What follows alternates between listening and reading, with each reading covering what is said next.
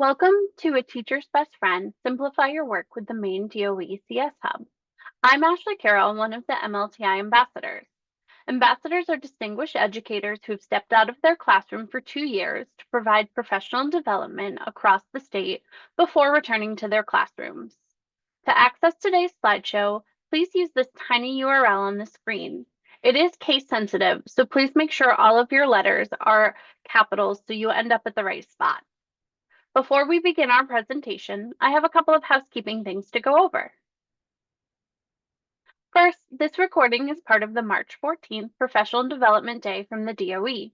We've put together a notes document for you to have access to all of the slideshows. If you only wish to view this document, please use the QR code on the left or the tiny URL below it. But if you wish to edit and put your notes alongside the slideshows, we've provided a QR code and a link for that as well. It will open onto a page that asks you to use this template, and once you click that, it will make a copy for you in Canva, and you'll be able to edit it and put your notes in there. Also, we have our upcoming student conference. We wanted to make sure you knew about it happening on May 22nd at the University of Maine in Orono. If you're looking for some more information, check out this QR code here. It's an opportunity for middle and high school students across the state of Maine to come together in one place and do some learning around various digital tools and create some cool projects. We hope to see you there. Last bit of housekeeping is the MLTI Ambassadors Professional Development Booklet. We have a 6-page booklet with our most commonly asked for professional development. It's by no means everything we can do. And if you have anything that you would like some training on that are not in the booklet, please reach out to us. But we would love to see you. And all of our professional development is completely free for school districts. So please email us at doe-ltt@maine.gov for any professional development needs. And now onto the show.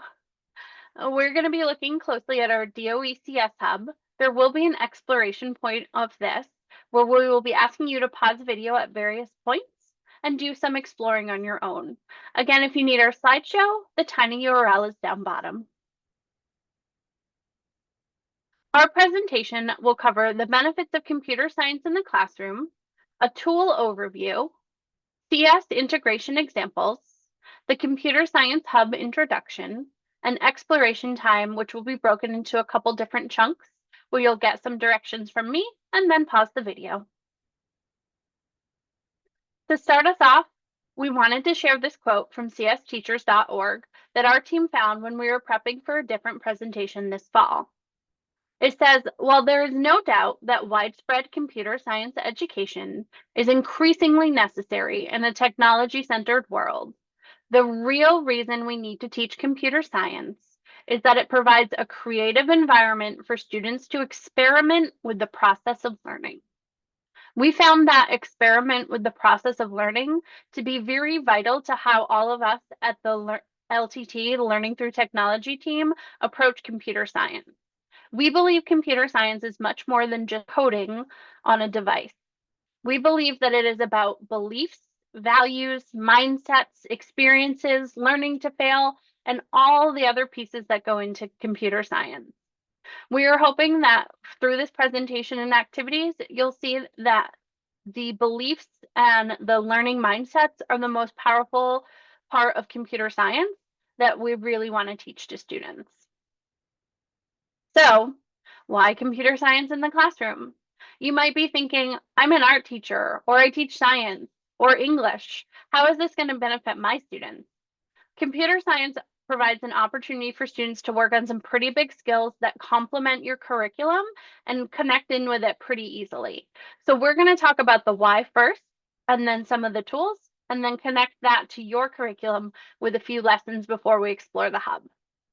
So why computer science in the classroom? First up, problem solving. Computer science is always about solving a problem or a challenge, and it's a great way for students to be working on those skills. It's an opportunity for them to try out various strategies, to learn how to seek help in problem solving, to notice how they feel when they get stuck on a problem, and to work through the emotions and frustrations that problems can often bring us. We all know that the world loves throwing problems our way.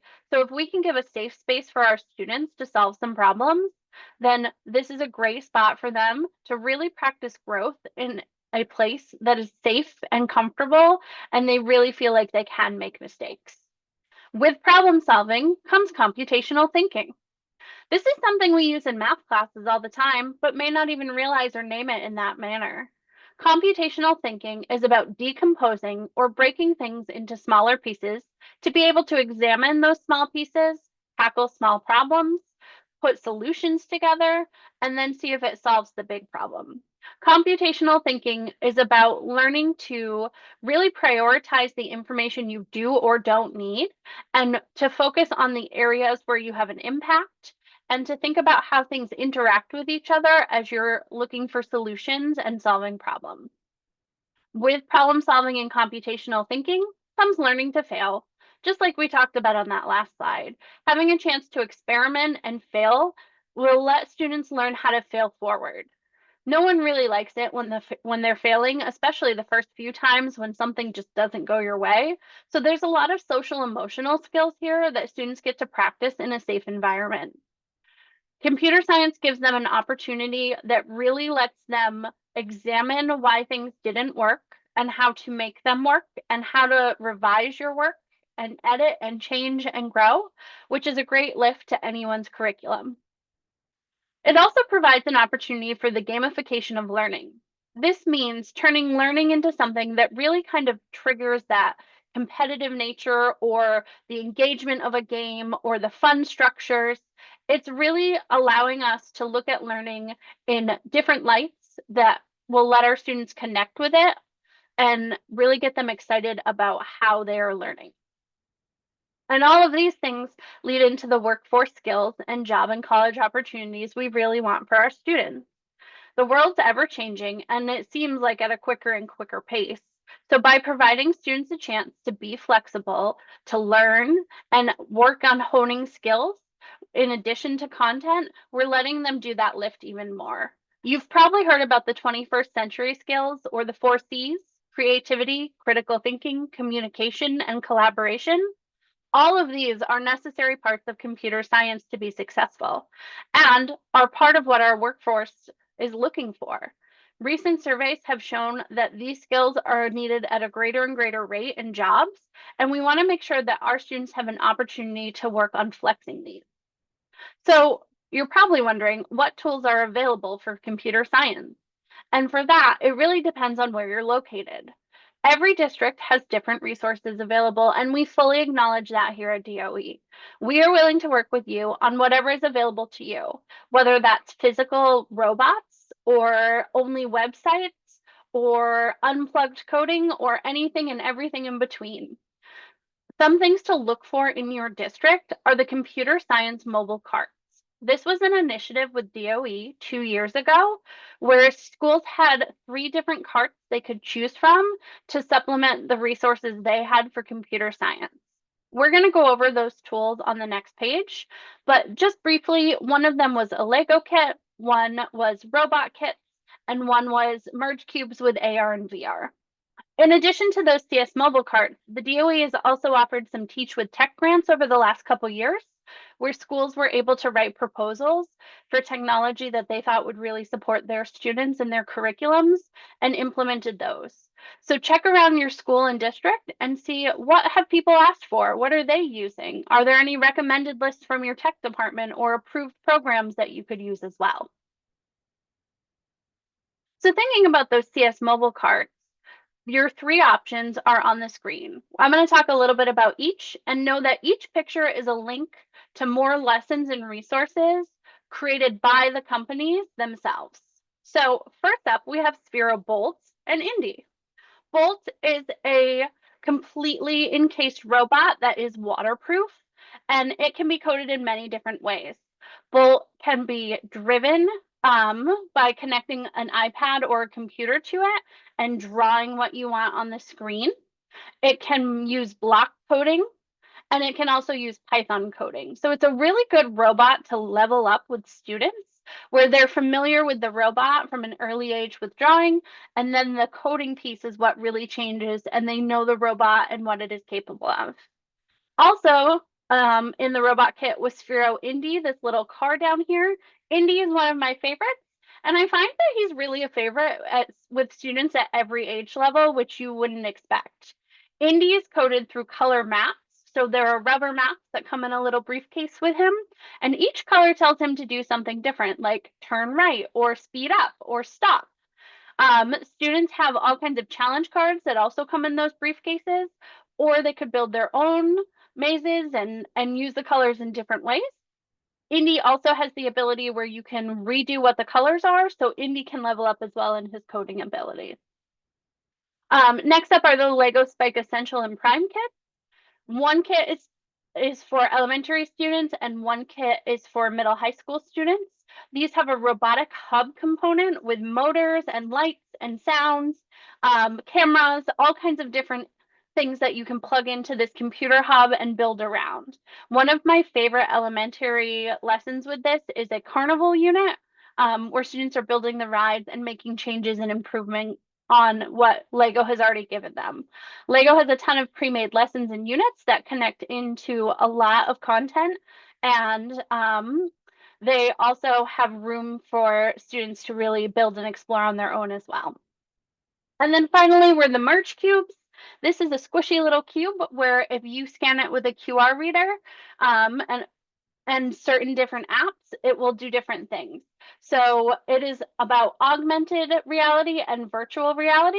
So students are able to build out things in a virtual space and use this, or you're able to pull up several different apps that have interactive stories or science displays, like human anatomy or animals or the planets and even more.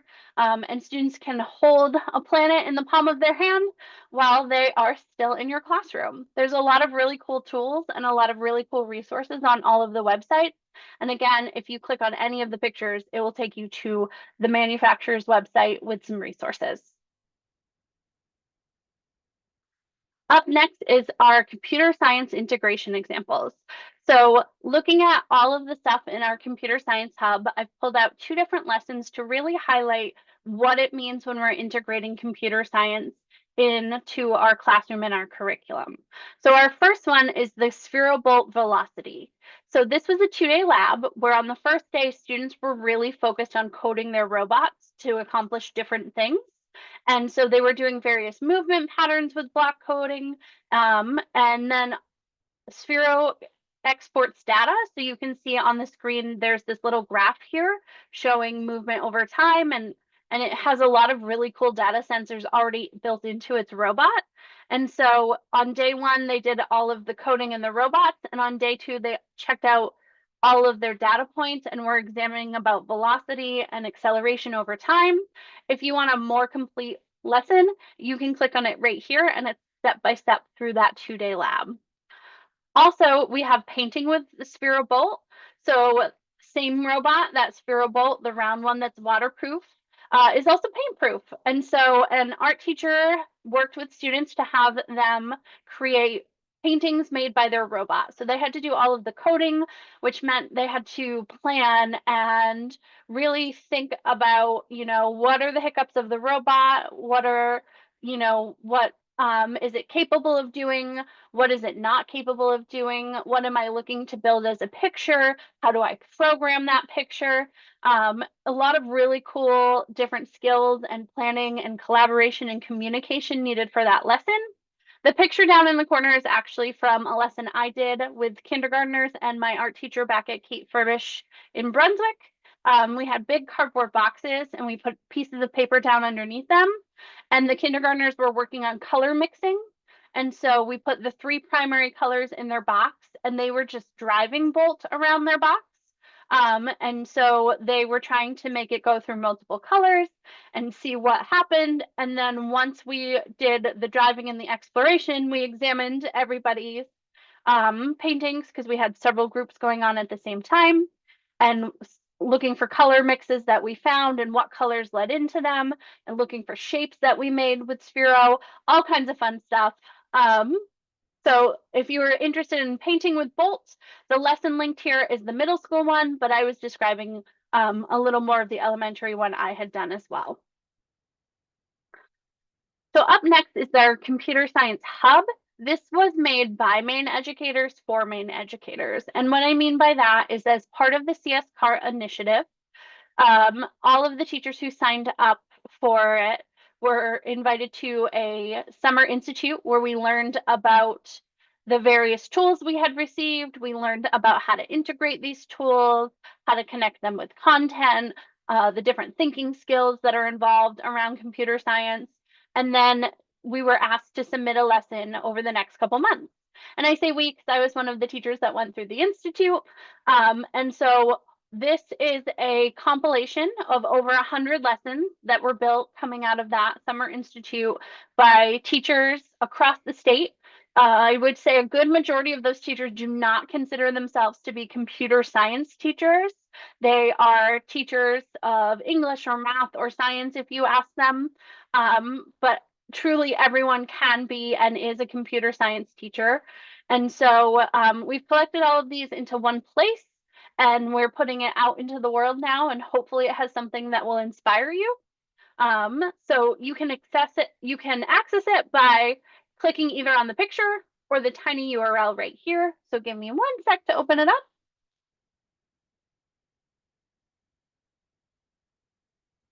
I am the one who assembled the Computer Science Hub, so just a little overview about it. The tool I used is called Looker Studio. It is by Google, but it's not part of the Google Education Suite.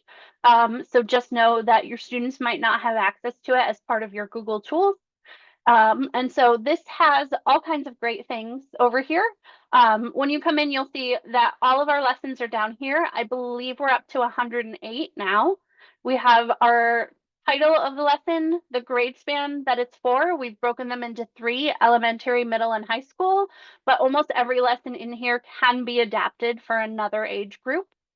Then we have our description, which was submitted by the person writing the lesson, the tools that are needed through it, a link right here that takes you to the actual lesson, the content area, the computer science concept. So we're looking at a higher level, not the individual standards, and then ISTE student standards.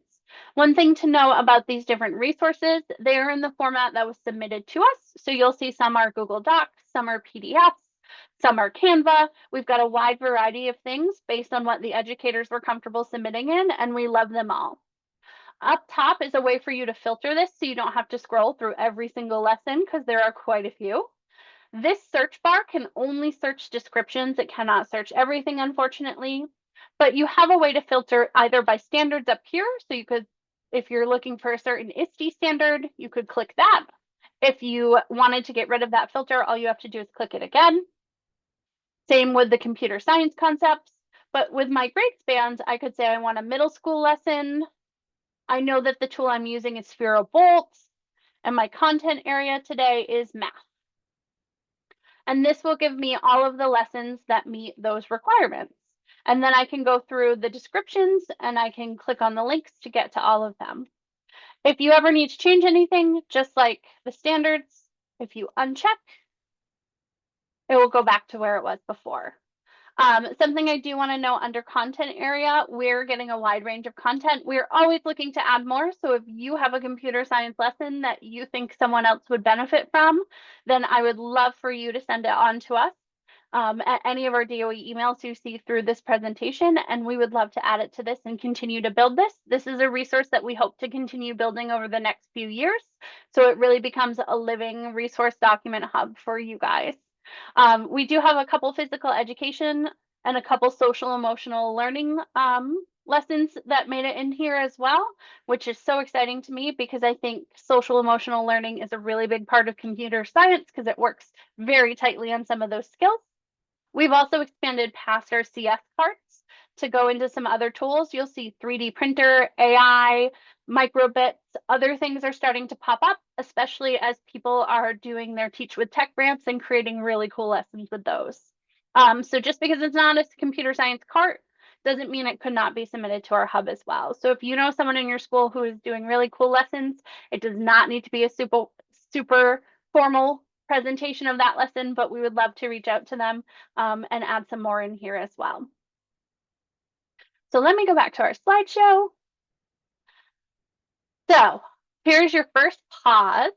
Now that you have gotten an overview of the Computer Science Hub, please pause this video and explore for 5 to 10 minutes, and we will see you at the end of those 5 to 10 minutes.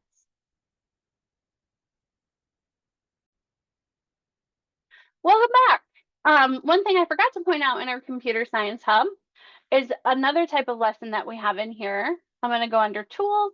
I'm going to head to Moose.